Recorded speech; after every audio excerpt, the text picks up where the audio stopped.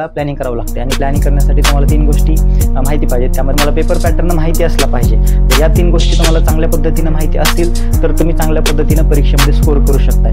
म्हणजे जर 40 मार्काचा पेपर असला तर तुम्हाला 40 पैकी 40 ला आहे फिजिकल जिओग्राफी आणि इम्पॉर्टंट टॉपिक असतो सायन्स बेस्ड काही इकॉनॉमीमध्ये इंडिया आणि ब्राझीलच्या दोन्ही देशांमध्ये त्यात असणारे आणि विदाउट ऑप्शन 40 मार्काला म्हणजे मला प्लॅनिंग करण्यासाठी, कारण प्लॅनिंग जर परफेक्ट असेल तर तुमचा अभ्यास सुद्धा परफेक्ट आहे मार्क्स।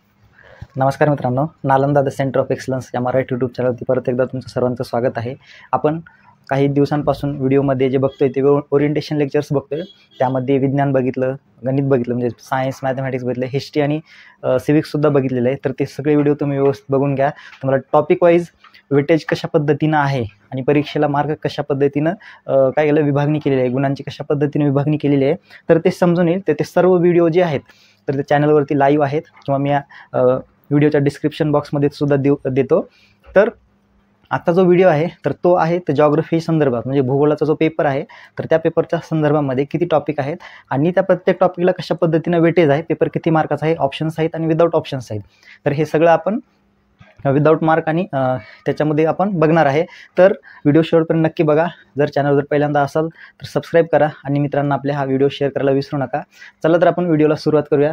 तर सर्वात महत्त्वाची गोष्ट आहे तुम्हाला प्लॅनिंग करावं लागते आणि प्लॅनिंग करण्यासाठी तुम्हाला 3 गोष्टी माहिती पाहिजेत। त्यामध्ये तुम्हाला सिलेबस कोणता आहे, टॉपिक कोणते आहेत, त्यानंतर त्या टॉपिकला मार्क्स किती आहेत आणि तिसरी गोष्ट म्हणजे त्या सिलेबस किंवा त्या विषयाचा तुम्हाला पेपर पॅटर्न माहिती असला पाहिजे।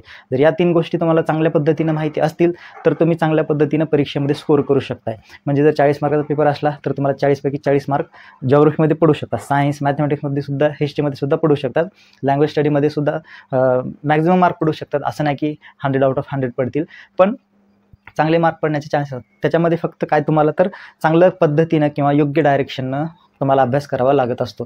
त्यामुळं प्लॅनिंग प्रॉपर प्लॅनिंग पाहिजे। तर आपण या ठिकाणी जिओग्राफी म्हणजे सामाजिक शास्त्र SST सोशल स्टडीज पेपर 1 काल बघितलेला आहे। तर या ठिकाणी पेपर 2 बघतोय आपण, तो आहे भूगोलाचा म्हणजे जिओग्राफीचा। 9 चॅप्टर आहेत टोटल। तर त्या 9 चॅप्टरचं मार्किंग सिस्टीम कशी आहे किंवा वेटेज कसं आहे टॉपिक वाईज तर ते बघणार आहे। तर पहिला टॉपिक आहे फील्ड व्हिजिट। फील्ड व्हिजिट म्हणजे क्षेत्रभेट।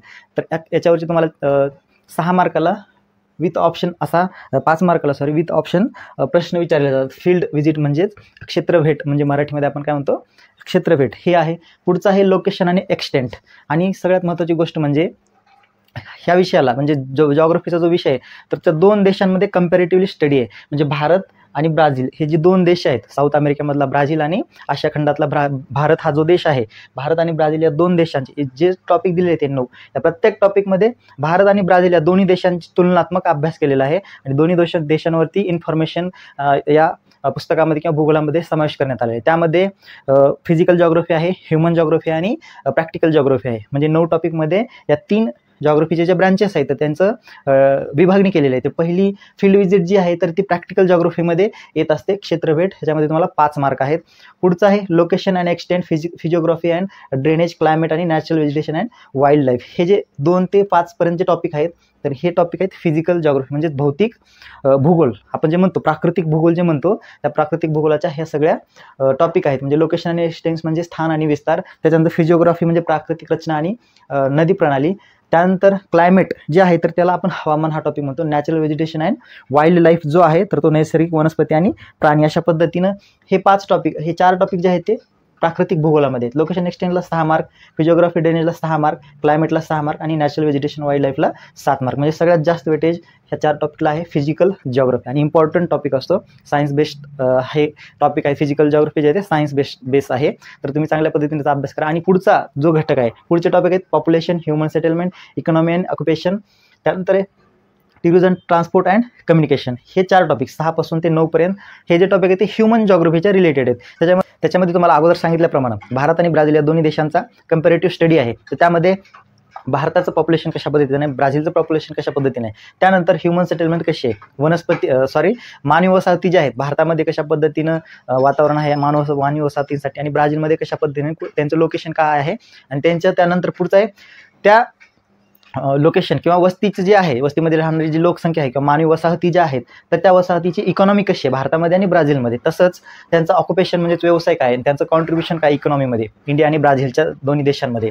त्यानंतर आहे ऑक्युपेशन झाल्यानंतर टुरिझम, ट्रान्सपोर्ट अँड कम्युनिकेशन म्हणजेच पर्यटन, वाहतूक आणि संदेशवहन जे म्हणतो आपण, तर हे जे टॉपिक आहे तर हे सगळे टॉपिक भारत आणि ब्राझीलच्या दरम्यान जे दिलेली इन्फॉर्मेशन आहे तर त्यांचा अभ्यास करायचा, म्हणजे दोन्ही देशांमध्ये काय फरक आहे आणि काय साम्य आहे तर या गोष्टी.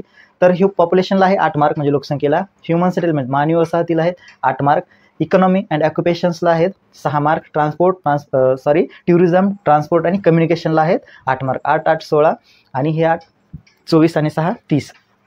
अशा पद्धतीने हे मार्किंग सिस्टम आहे. ह्युमन जॉग्राफीला 4 टॉपिक, फिजिकल जॉग्राफीला 4 टॉपिक आणि 1 टॉपिक प्रॅक्टिकल जॉग्राफीला. अशा पद्धतीनं तुम्हाला 40 मार्काचा पेपर आहे. विथ ऑप्शन 60 मार्कात असणार आहे आणि विदाउट ऑप्शन 40 मार्काला, म्हणजे मार्क 1 मार्क कमी 1 मार्क जास्त किंवा कमी जास्त मार्क होऊ शकतात. 5च्या ठिकाणी 4, 4च्या ठिकाणी 3 अशा पद्धतीने मार्क होऊ शकतात. त्यामुळं योग्य प्लॅनिंग हे सगळं देतं ते तुम्हाला प्लॅनिंग करण्यासाठी, कारण प्लॅनिंग जर परफेक्ट असेल तर तुमचा अभ्याससुद्धा परफेक्ट आहे आणि मार्कसुद्धा आउट ऑफ पडते आणि फायनल एक्झामला किंवा बोर्डाच्या जे एक्झामला तुम्हाला चांगल्या पद्धतीनं स्कोर करता येईल आणि 11वीला जे काही तुम्ही फील्ड निवडणार आहे तर त्या फील्डमध्ये तुम्हाला चांगल्या कॉलेजला ॲडमिशन मिळतं आणि फॅकल्टीसुद्धा चांगली मिळते. हे अशा पद्धतीने भारत ब्राझील सांगितलं. त्यानंतर SSTचा पेपर सेकंड आहे. तर व्यवस्थित अभ्यास करा.